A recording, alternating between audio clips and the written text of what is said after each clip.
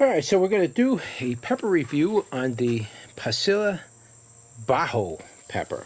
I think there's another name for this. I got to look it up. There's a couple, this goes by a few different names.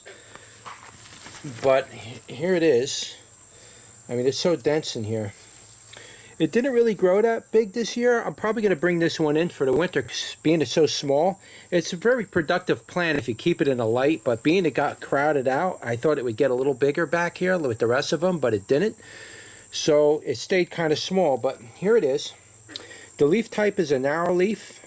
The stem is a smooth, waxy stem with no fur on it at all. And I believe it's a Capsicum annuum, but we got to double check that because I don't know offhand. Now I got two of them on here. I'm going to take them both off.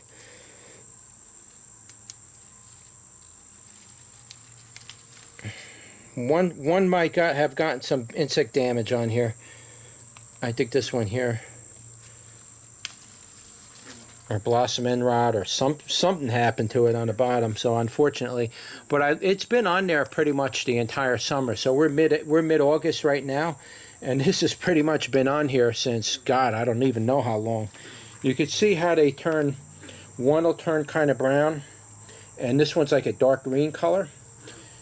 So I usually try to wait until these are fully brown, but I want this plant to maybe put out a couple more peppers this year, and I can't leave these on the plant that long. I have to pick these peppers off of here, unfortunately, to eat them. I want to eat them. I don't want to just keep, leaving them on the plant forever.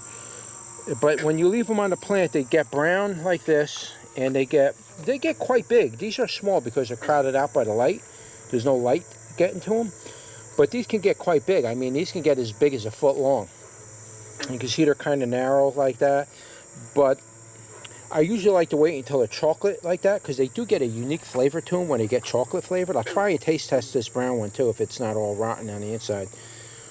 But these peppers can sit on that plant literally. I've had these peppers sit on there for like 4.5, 5 months, the entire season, because I had grown these indoors and they fruited, and I brought them out with the fruit on it. It stayed on the fruit stayed on the plant all the way for the entire summer. And it didn't rot or anything. This particular one got a little bit of rot in the end of it. Probably from overwatering or something during the hot days. That might be blossom end rot due to me. But in general, these peppers can sit on there forever. And they take a long time for them to turn brown like that. So if you're looking to get these into that brown stage, plan a very long season for this one because it just takes forever. It produces the peppers right away, but once they reach their certain size, they generally stop and then they sit there for months in that dark green color. They just stay like that forever. And then they eventually turn brown, and that's when I like to pick them because I save the seeds, plus I think they taste better, if I'm not mistaken. So let's turn you around and give you a taste test. All right, so we're here again doing another taste test with another review for 2018, and we got the Pasilla Bajio Pepper. Now there's another name for this. I don't remember it offhand. There's a very kind. There's two. This pepper goes on to two very common names, and a lot of seed places like to sell this pepper individually under different names, and confuse you that way. So you end up buying this pepper 2 or 3 times because they go under very common names, and you got to be very careful. But I'll put it in the description. All the names that it has. So that's the dark one. And here's the dark green one. Get you the right lighting here. And this is the one we're going to bite into and taste test. Now, I don't know if there's any heat on this, but as you can see, it's a gorgeous looking pepper. Now, these can get quite big. I've had these already get 10 inches. I believe they could get even bigger than that, too. If you grow them in light and you let them grow all year, they can probably get, 15 inches long. These things can get absolutely enormous. So, anyway, let's give it a bite and see what it tastes like. Well, it started going bad on the end a little bit, so I had to spit it out. I mean, it doesn't feel like it's going bad. It's just starting to get brown in the middle. Maybe that's just changing color. I don't know. I spit the bottom part out because I'm not eating rotten peppers.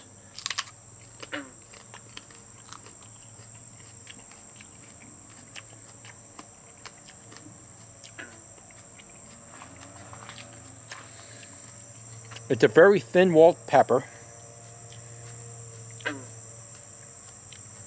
Skins are very hard, like eating apple skins.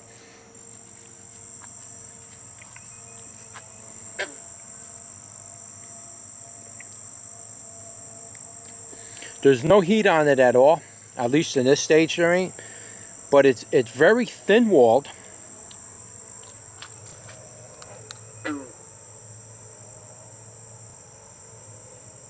All right, it's very thin-walled. It's very hard and crunchy. Honestly, I have no idea what you'd want to make with this pepper. Maybe they make mole with it. I don't know. I can just tell you right now, eating it like this is not exactly desirable. I would recommend you dry it out and use it in its dried stage. That's probably how it's commonly used. It's probably not meant to be eaten like this. Though if they get much bigger, they probably taste a lot better. But right now, this year, in this taste test,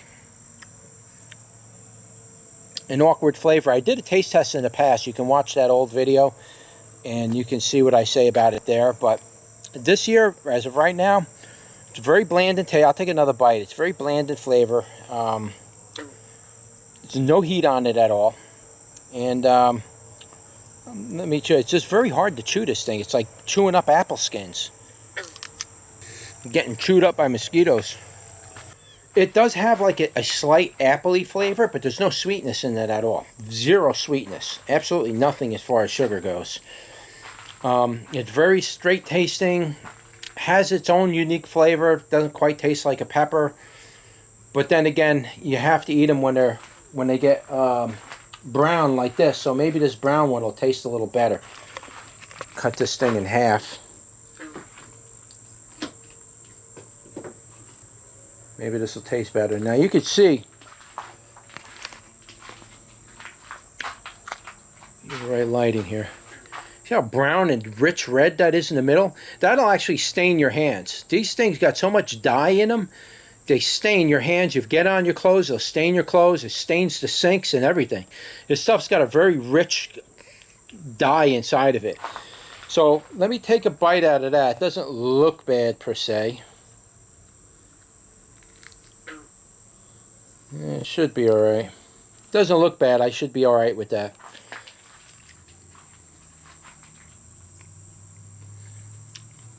Okay, now this one's got some heat on it. Wow.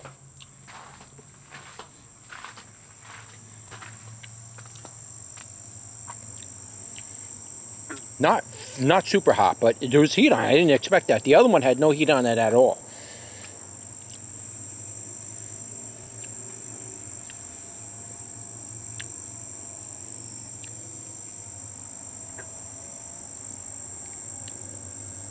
It's I would probably say this is about 1,000 Scovilles. It's the kind of pepper that makes you sneeze. I just sneezed. It's about 1,000 Scovilles.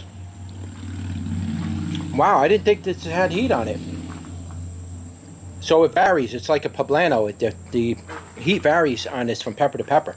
This 8.1 had no heat in it. This one, they ripened up nice and brown. It's got some heat on it. It's about 1,000 on the Scovilles. It's not very high. It's very nice, very mild. It's just burning the top of my tongue. Maybe a little bit on the roof or on the back of the roof of the mouth. It's not really burning my lips, just the top of the tongue, nice and easy. For easy peasy. I wouldn't even say 1,000, but I would say they could probably get to 1,000. But this one's not quite 1,000. The heat's already starting to drop off. It's not even, but it does have heat on it. And the green one didn't. So maybe you have to wait until these are brown like this to get the heat out of them. But the flavor was kind of rich in flavor. It's not the kind of pepper you want to eat raw. I guess if you put it in a salad, you'd probably be all right doing that. But I don't know. I would just say dry